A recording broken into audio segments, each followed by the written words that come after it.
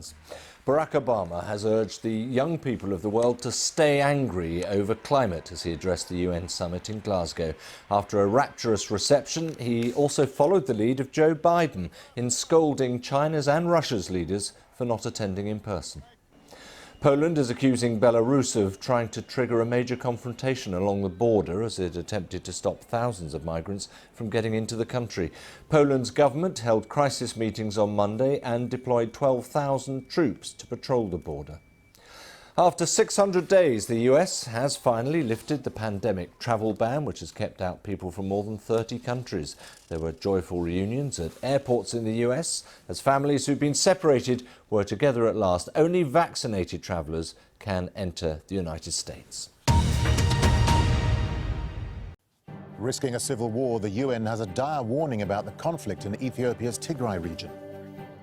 Coming up, sending more soldiers to the border. Poland accuses Belarus of helping migrants illegally cross into the EU. Going on indefinite strike, unions in Bolivia protest a new law they say could be used to persecute political opponents. And is the music over? Jordan's only orchestra is running out of money and struggling to survive.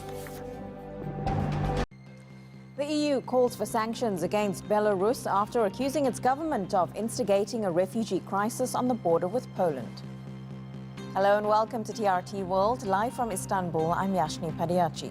Also ahead on this program, after a 14-year war, Pakistan says it's reached a tentative ceasefire agreement with the local faction of the Taliban. New COVID-19 restrictions come into force in Germany as countries across Europe see an unprecedented rise in cases, especially among the unvaccinated. And 6 more allies of former US President Donald Trump get served as the House investigation into the 2020 Capitol riots continues. The Met forecasts heavy to very heavy rainfall today across 24 Tamil Nadu districts, including Chennai, and in Puducherry, the region already reeling from waterlogging and flooding over the weekend. People advised to stay indoors, boats kept on standby.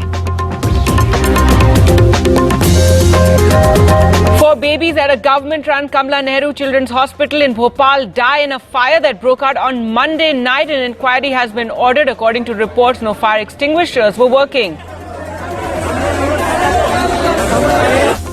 A salesperson at a shop owned by Kashmiri Pandit is killed when terrorists opened fire at the store in Srinagar, the second targeted killing in 2 days. A massive fire breaks out at a furniture godown in Pune. 14 fire engines are at the spot.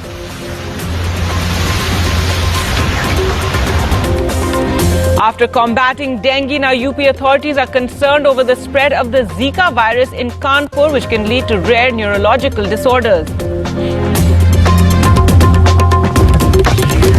The UK says it will recognize Covaxin vaccine from the 22nd of November. No quarantine is required for fully vaccinated travellers. And former US President Barack Obama at COP26 tells the young to stay angry on the climate fight and keep putting pressure on those in charge.